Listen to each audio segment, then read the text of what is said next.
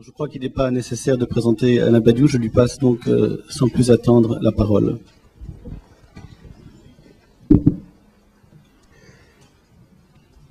Je voudrais partir du constat qu'il y a eu en France, pour employer une expression d'ailleurs chère à Frédéric Worms, un moment philosophique des années 60. Même ceux qui seraient tentés d'en organiser l'oubli, ils existent, le savent. Pas beaucoup plus peut-être, et c'est pourquoi il est légitime de parler de moment, pas beaucoup plus peut-être que 5 ou 6 années intenses entre 1962 et 1968, entre la fin de la guerre d'Algérie et la longue et radicale réorganisation politique des années 68, disons 76. Un simple moment donc, mais qui, je crois, fut réellement comme un éclair, comme une fulgurance, et au centre duquel, quasi logiquement et chronologiquement, nous trouvons, entre autres choses, les 3 livres de l'année 1967, les 3 livres miraculeux de Jacques Derrida. Alors nous pouvons dire qu'avec la mort de Jacques Derrida, largement la génération philosophique qui a identifié ce moment, qui a été la signature de ce moment, a presque complètement disparu. On pourrait dire qu'il n'y a plus qu'une figure elle-même tutélaire, retirée, un très vieil homme impassible et glorieux, un archimètre, pour beaucoup d'entre nous, qui est Claude Lévi-Strauss. Mais pour l'essentiel, la signature de ces années a disparu. Et alors le premier sentiment qu'on éprouve, que j'éprouve, je parle là en mon propre nom, le premier sentiment que j'éprouve est évidemment le sentiment impressionnant de la disparition, justement, de la signature d'un moment, de la signature d'une époque. Et puis le deuxième sentiment n'est pas un sentiment très noble, c'est ce que sont souvent les seconds sentiments, ceux qui viennent derrière, et ce sentiment c'est, eh bien maintenant c'est nous qui sommes les vieux. Alors nous, qui nous? Eh bien ça veut très précisément dire nous qui avons été les disciples immédiats de ceux qui ont disparu. Nous qui avions dans ces années-là, entre 63 et 68, disons entre 18 et 30 ans, nous qui suivions avec passion les leçons de ces maîtres, nous qui au fil de leur âge, de leur création et de leur mort, sommes devenus à notre tour des anciens. Alors les anciens n'ont pas au même titre qu'eux, puisqu'ils étaient la signature du moment dont je parle, et que peut-être le moment actuel ne mérite aucune signature. Mais les anciens dont la jeunesse n'a été ce qu'elle fut qu'à écouter et lire de tels maîtres, en discuter jour et nuit les propositions, et naguère, je me dis, nous étions dans leur abri, malgré tout. Quelles que soient les querelles, très violentes, nous étions dans leur protection spirituelle. Ils ne nous la proposent plus. Nous ne sommes plus, dirais-je, séparés du réel par la grandeur de leur voix. Je tiens donc, et je le ressens comme un véritable devoir exigeant, à rendre hommage à Jacques Derrida, qui a disparu brutalement, malgré tout, qui nous a été enlevé. Et à travers lui, sans doute à eux tous les signataires morts du grand moment des années 60. Et l'hommage que je crois approprié est un hommage philosophique. Un hommage philosophique, c'est à mes yeux un hommage qui signale l'écart, ne le rature pas, ne l'abolit pas, et lui donne sa propre force. Et pour cela, j'ai besoin de quelques préliminaire, avant d'en revenir centralement à l'entreprise de Jacques Derrida, préliminaire auquel je vais donner ici évidemment une forme extraordinairement simple. Je voudrais dire au passage que cette simplicité est justifiée, s'agissant de ce qui nous rassemble, car je pense vraiment qu'il y avait juste en dessous de l'étonnante fluidité volatile de l'écriture de Jacques Derrida une authentique simplicité, une intuition obstinée et finalement invariante. C'est une des nombreuses raisons pour lesquelles la violence des attaques contre lui, juste après sa mort, en particulier dans la presse américaine, attaques qui s'en prenaient aux penseurs abstrus, à l'écrivain incompréhensible, etc., ne relevaient à mes yeux que de la plus banale et de la plus injustifiable injure anti-intellectuelle. Car elle négligeait l'essentielle simplicité de ce que Jacques Derrida nous a transmis. Alors ces injures, disons-les texanes, et n'en parlons plus.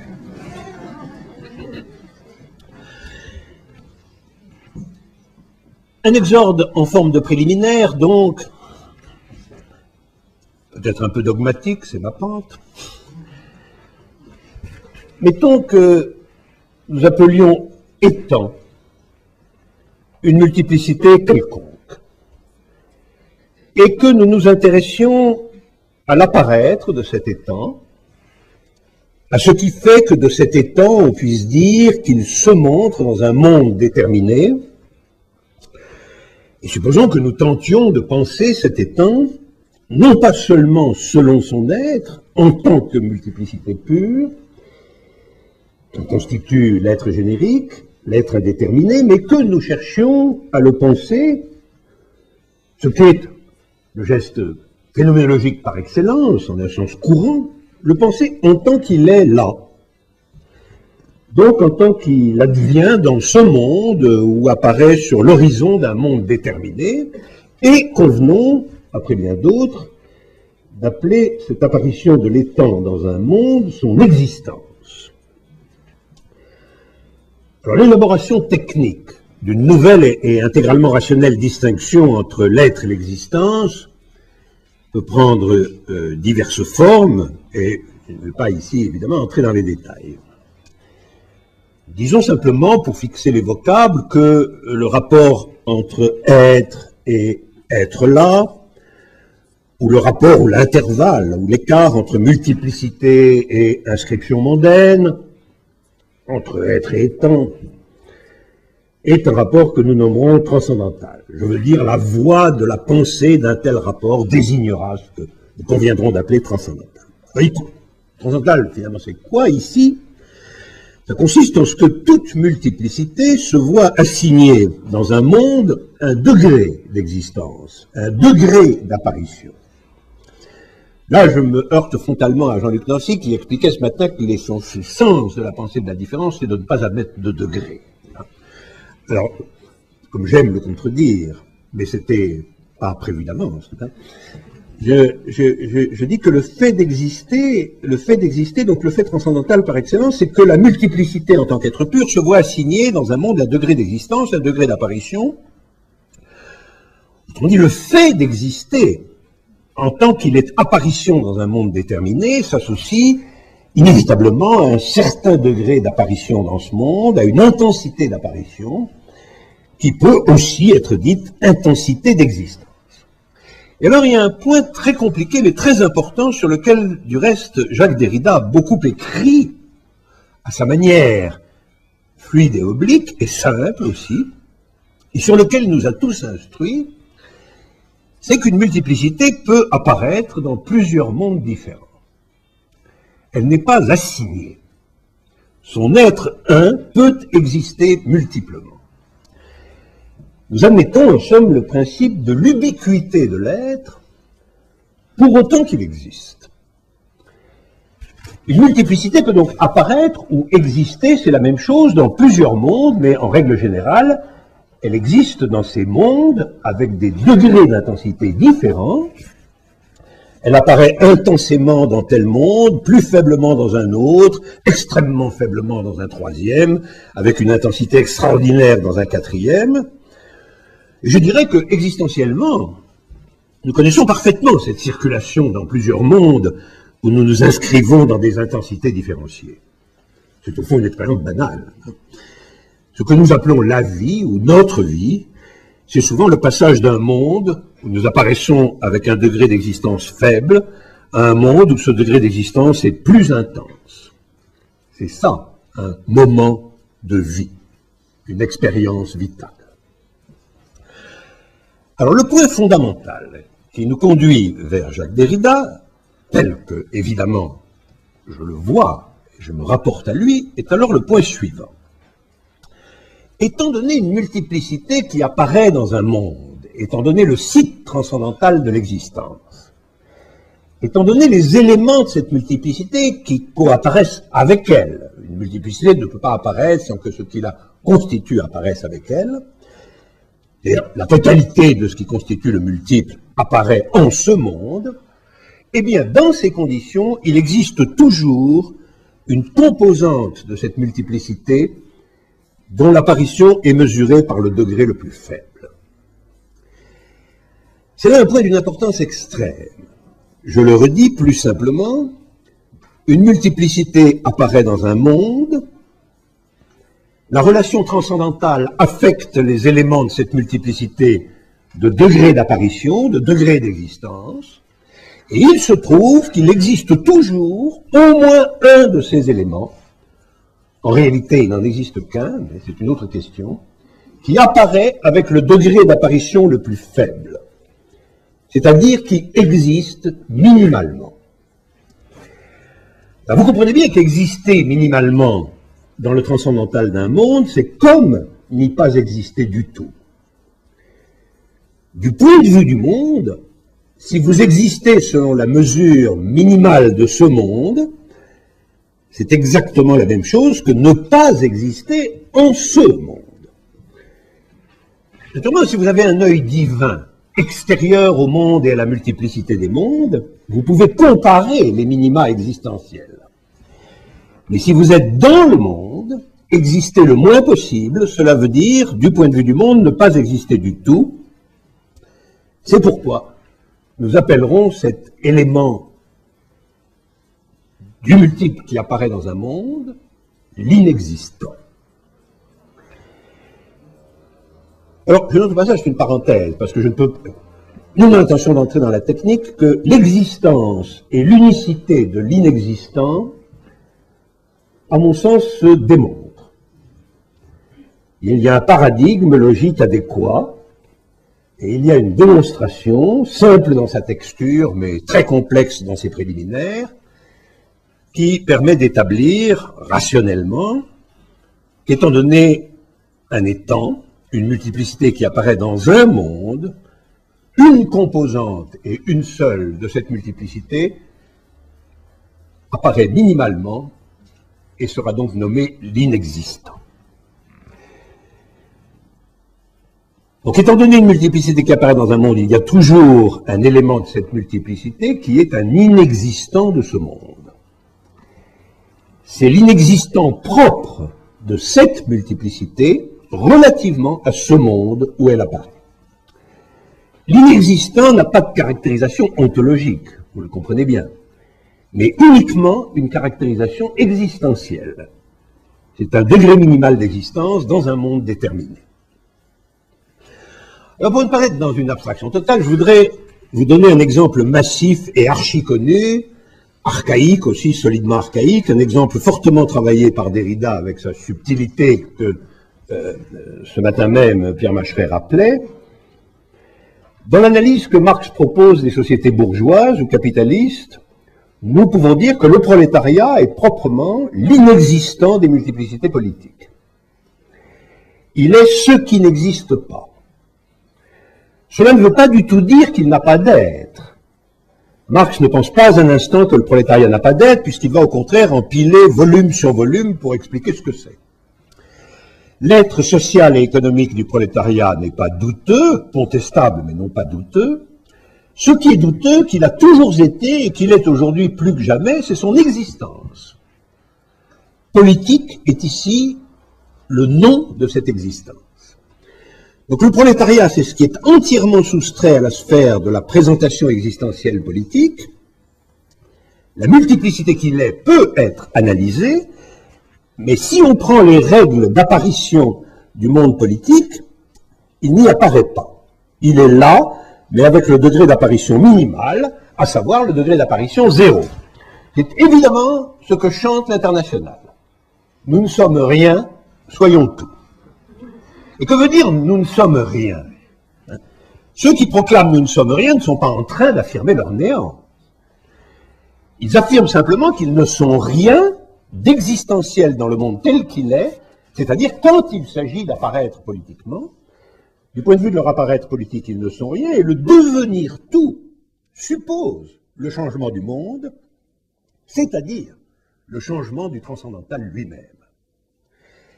Il faut que le transcendantal change pour que l'assignation à l'existence, donc l'inexistant, le point de non-apparaître d'une multiplicité dans un monde, change à son tour. Je finis abruptement ces préliminaires. C'est une loi générale de l'apparaître ou de l'être là dans un monde qu'il y a toujours un tel point d'inexistence. Alors je peux maintenant cerner ce qui constitue pour moi l'enjeu de la pensée de Derrida, son enjeu stratégique, son enjeu au sens où Bergson, comme vous le savez, dit toujours que les philosophes n'ont qu'une seule idée. Pour moi, l'enjeu du travail de Derrida, du travail infini de Derrida, de son écriture immense, ramifiée en nombre d'ouvrages variés, d'approches infiniment disparates, c'est d'inscrire l'inexistant. Et de reconnaître dans le travail d'inscription de l'inexistant que cette inscription est à proprement parler impossible. L'enjeu de l'écriture de Derrida, écriture désignant ici l'acte propre de sa pensée, c'est d'inscrire l'impossibilité de l'inscription de l'inexistant comme forme de son inscription. Inscrire l'impossibilité de l'inscription de l'inexistant comme forme de son inscription. Alors, que signifie déconstruction? Parlons que de ça depuis ce matin, et depuis hier. À la fin de sa vie, vous le savez bien, Derrida aimait beaucoup dire que s'il y avait une chose qu'il était urgent de déconstruire, c'était la déconstruction, le mot déconstruction.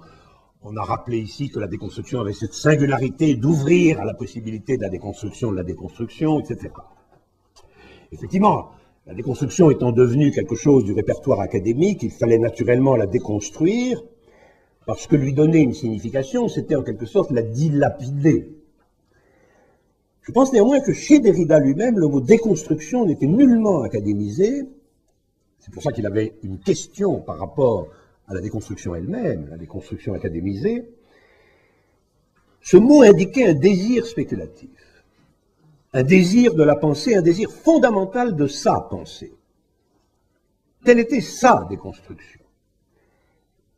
C'est pour ça qu'elle advenait. Elle advenait comme désir, et le désir, comme tout désir, partait d'une rencontre, d'un constat. Avec tous les structuralistes des années 60, avec Foucault par exemple, dont tout le séparait par ailleurs, Derrida admettait que l'expérience du monde est toujours une expérience d'imposition discursive. Être dans un monde, c'est être marqué par des écritures et des discours, marqués y compris dans sa chair, sur son corps, son sexe, etc. La thèse de Derrida, le constat de Derrida, la source du désir de Derrida, c'est que quelle que soit la forme d'imposition discursive, il doit exister un point qui échappe à cette imposition, qu'on peut appeler, je crois, un point de fuite.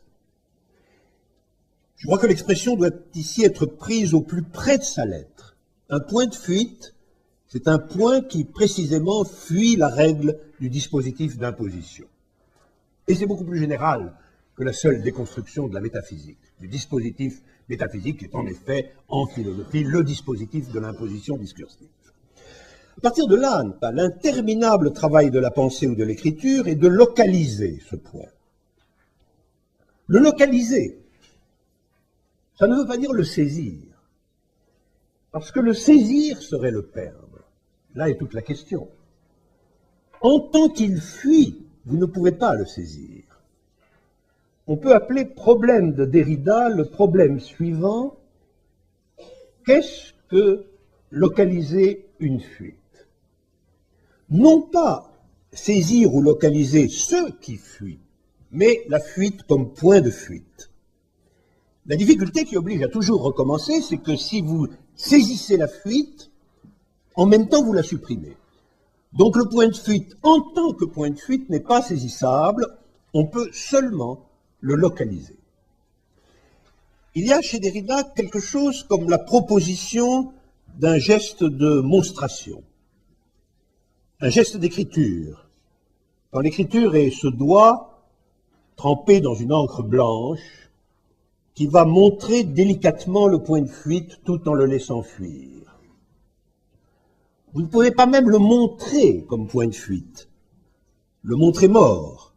C'est évidemment ce que Derrida redoute par-dessus tout, ce que son désir redoute. Montrer le point de fuite mort, montrer le point de fuite sans sa fuite. Vous avez donc une écriture qui va tenter d'être cette monstration, et j'appelle cela une localisation, puisque montrer, c'est localiser, et Derrida va dire, tout en montrant, chut, c'est peut-être là. Attention, c'est peut-être là. Ne le faites pas s'arrêter. Laissez-le fuir. Derrida, c'est une métaphore, je crois, parlante et le contraire du chasseur. Le chasseur espère que la bête va s'arrêter pour qu'il puisse tirer, ou qu'il va faucher la fuite de la bête au vol. Derrida, lui, espère que la fuite ne va pas cesser de fuir. On va montrer la chose, le point de fuite, dans l'évidence, sans aucun arrêt de sa fuite. Et donc, dans son incessant disparaître. C'est un tel évident chez lui que tout paraître se soutienne du disparaître, dont on ne peut que localiser dans la forêt du sens la fuite enfuie. Voilà l'enjeu scriptural du désir de Derrida. À vrai dire, même localiser le point de fuite, pour ne rien dire de sa saisie, qui serait sa mort, est en réalité impossible. Parce que le point de fuite est ce qui, dans le lieu, est hors lieu, qui, dans le lieu même, a déjà fui hors du lieu. Il est le hors-lieu dans le lieu. Alors, comme il n'existe que dans son acte depuis le hors-lieu dans le lieu, on ne peut pas non plus arriver exactement à le localiser. Vous pouvez dire c'est peut-être là, mais vous ne pouvez jamais dire c'est exactement là. Vous désirez montrer la fuite. Et pour cela, il faut s'enfoncer très loin dans la forêt qui localise cette fuite. Au cours de cette marche, vous apprenez que tout au plus, cette marche qui est n'importe quel texte de Derrida, quand vous le lisez, vous marchez et vous apprenez que tout au plus, vous pourrez non pas même montrer la fuite, mais montrer d'assez loin la localisation de cette fuite. Un fourré, une clairière. C'est déjà très risqué. Finalement, ce qui est peut-être possible, c'est de restreindre l'espace de fuite, de parcourir un peu plus loyalement la forêt, ou un peu moins obscurément. Si vous ne voulez pas toucher à la fuite, la localisation consiste simplement à faire en sorte que l'imposition discursive, la contrainte langagière, ne soit pas telle que l'espace de fuite recouvre tout. Parce que dans ce cas, vous ne localisez rien d'inexistant. Vous avez simplement l'espace du général. Et localiser l'inexistant, c'est toujours se débarrasser de la généralité. Il faut quand même restreindre l'espace de marche pour être plus près de l'endroit où ça fuit. C'est-à-dire qu'il faut être dans le lieu le plus près possible de ce qui s'accepte du lieu, de ce qui se tient hors lieu. La déconstruction, en réalité, si on l'examine quand elle arrive, ça consiste à restreindre les opérations discursives de telle sorte que l'espace de fuite soit localisable. C'est une cartographie. C'est essentiellement une cartographie. Et vous dites, comme dans les cartes de l'enfance d'une course au trésor, vous dites, le trésor est là, ou la source est là, ce qui s'en va est là. Mais doucement, tout doucement, sinon le trésor est volé. La source ne coule plus. J'ai un plan, mais vague, assez vague pour éviter en tout cas de marcher sur le trésor. Un pas sur le trésor, il ne vaut plus rien, et même le hasard est risqué. Et donc, l'impératif, c'est doucement. Vous prenez par exemple les grandes oppositions métaphysiques. Il va falloir les diagonaliser, parce que restreindre l'espace discursif, c'est ne pas laisser subsister ces massivités linéaires, ces forêts construites, ces jardins à la française. Hein. Il n'y a pas de localisation possible du hors-lieu dans le lieu avec de grandes oppositions binaires. Donc il va falloir les déconstruire, il va falloir passer à travers. C'est ça la déconstruction. La déconstruction, au fond, c'est l'ensemble de ce qui permet d'obtenir une certaine restriction de l'espace de fuite ou de l'espace où se tient le point de fuite. Encore une fois, ça s'apparente à une chasse inversée. Une chasse où ce qu'il faut appréhender, localiser, c'est l'animal sain, disparaissant. Ce qu'il faut, c'est saisir le bondissement hors lieu de l'animal. C'est pour ça qu'il faut s'en approcher au maximum. Beaucoup plus près même que ne le fait un chasseur. Pour tirer, vous pouvez être encore loin. Mais pour saisir le hors-lieu du bondissement de l'animal vivant, vous devez être, en un certain sens, tout près. Il faut donc que vous ayez une localisation patiente. Cela suppose une cartographie élémentaire des grandes distinctions et une récusation de cette cartographie élémentaire. Les grandes distinctions entre la ville et la campagne, la montagne et la vallée, l'être et l'étang, il faut que le quadrillage soit pas à pas réduit. D'où toute une série de discussions. Par exemple, la discussion avec Heidegger sur la portée effective, la cartographie possible qui se tirerait de la différence entre l'être et l'étang. Lorsque Derrida propose le concept de différence avec un A, il désire faire entendre un terme unique qui activerait la distinction cartographique être-étant en son point de fuite. Derrida met en fuite ce qui subsiste d'opposition métaphysique dans la distinction être-étant. De façon qu'on saisisse la différence comme telle, dans son acte. Et la différence dans son acte, c'est évidemment ce qui est en point de fuite de toute opposition de l'être et de l'étant, ce qui n'est aucunement, finalement, réductible à la figure de cette opposition. Et puis, de la même façon, et selon exactement la même méthode de cartographie patiente élémentaire, ruinant peu à peu les grandes oppositions extérieures-intérieures, on examinera la portée réelle de l'opposition juif-arabe dans le conflit palestinien ou l'opposition démocratie-totalitarisme. La méthode est toujours la même. Là aussi, dans l'opposition juif-arabe, par exemple, dans le conflit palestinien, Derrida a adopté comme position de déconstruire la dualité elle-même et de repérer le point de fuite. La méthode est toujours de trouver ce qui identifie un lieu comme territoire d'un point de fuite au regard de l'opposition qui certifie prématurément le lieu comme division, comme participation, comme classification. Donnons une définition quasiment policière de Derrida. Jacques Derrida est l'homme qui déclasse les affaires classées. Derrida a été, dans toutes les questions où il intervenait, ce que j'appelle un courageux homme de paix. Il était courageux parce qu'il faut toujours beaucoup de courage, finalement, pour ne pas entrer dans la division cartographique telle qu'elle est constituée. Et homme de paix, parce que le repérage de ce qui s'accepte d'une opposition est de manière générale le chemin de la paix. Toute paix véritable se fait par un accord, non sur ce qui existe, mais sur ce qui inexiste. L'inexistant est le point invisible de toute paix.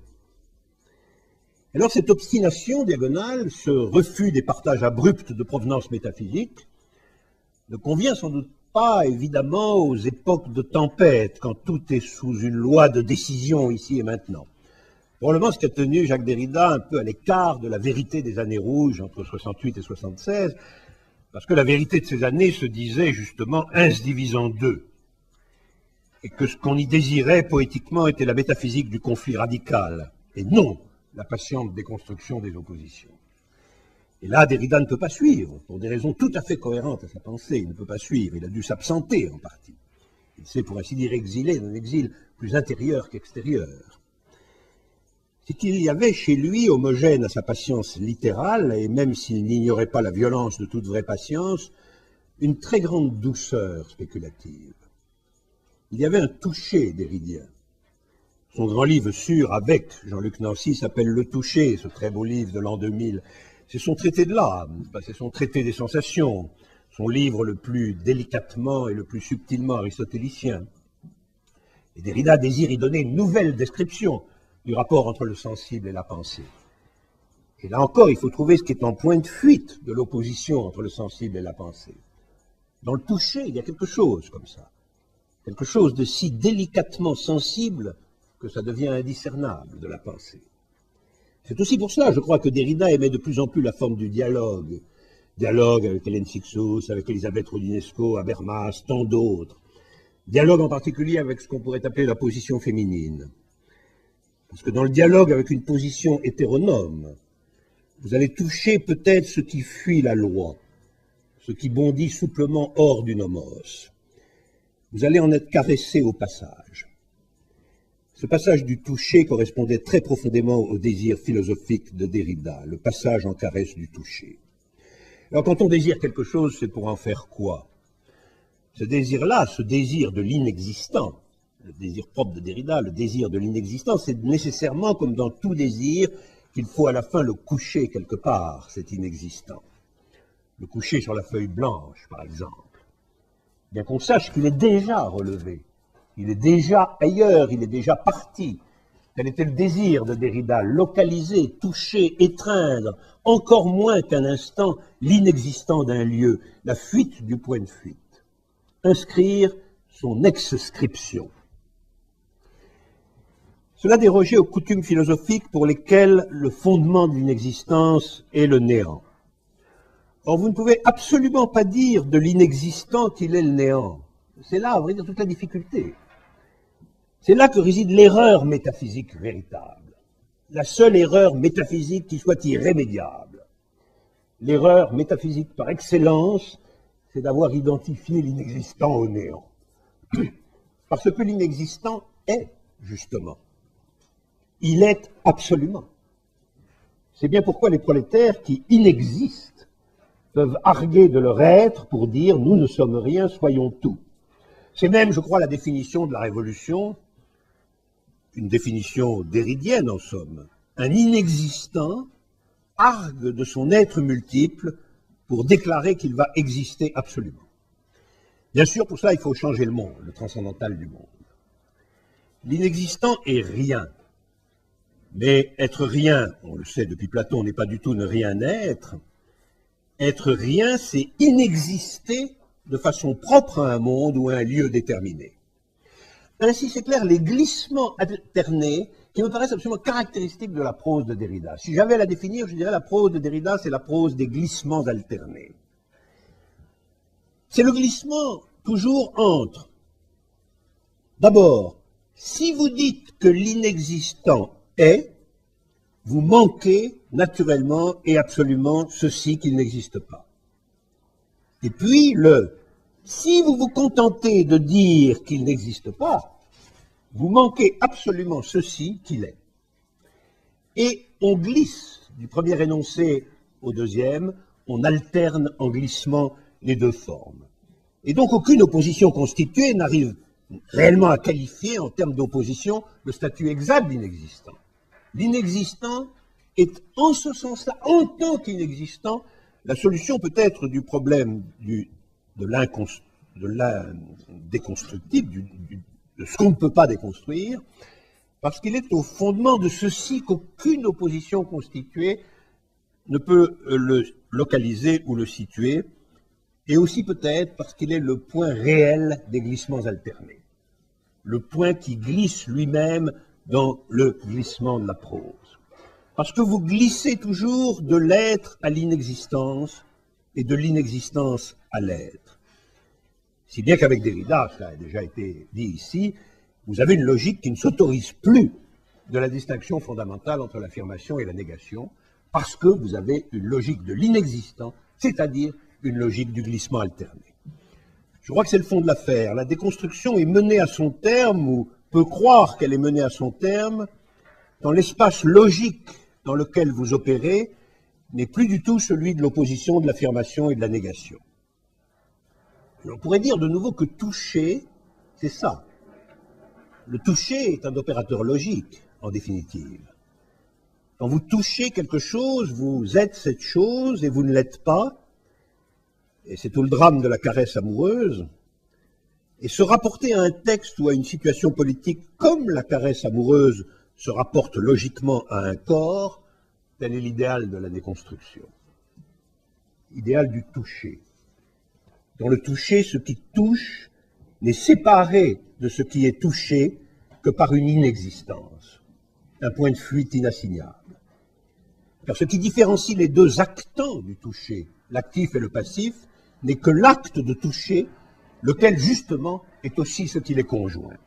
Alors il y a ce glissement que j'appelle le glissement essentiel, qui est le glissement entre être et exister du point de l'inexistant.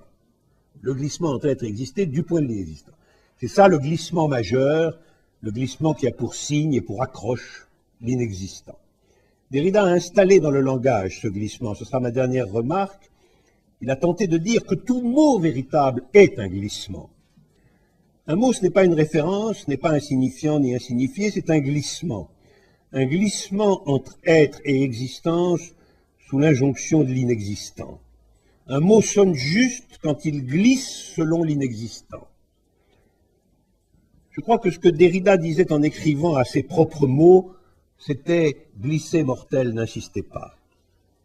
C'est pourquoi on l'a beaucoup critiqué. Moi-même, il m'irritait parfois, bien sûr, par ses extraordinaires virtuosités verbales, ses dérivations, la glisse infinie de sa prose. Quelquefois, on avait l'impression de manquer de suffisant patin.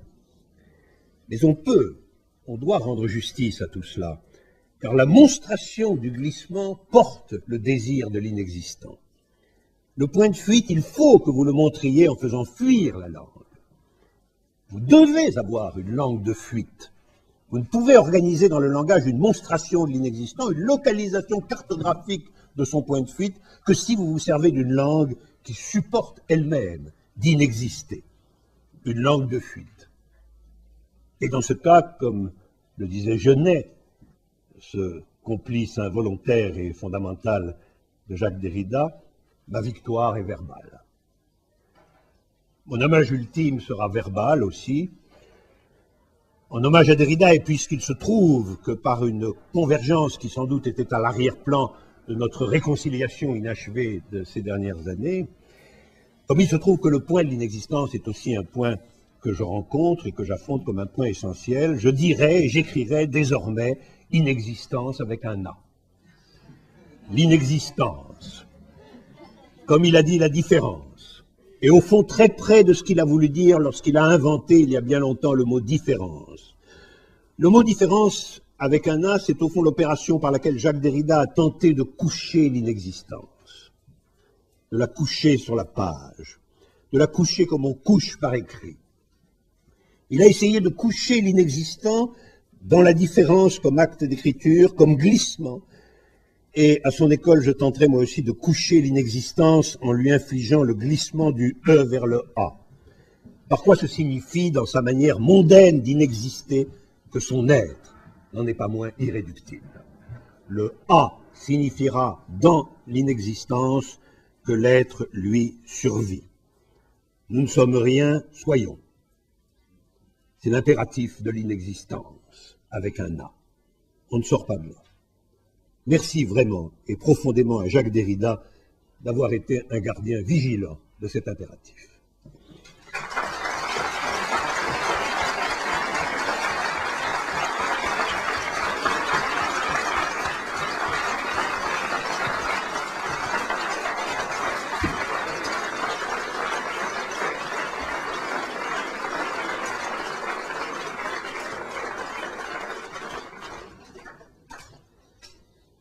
Bien, merci Alain Badiou.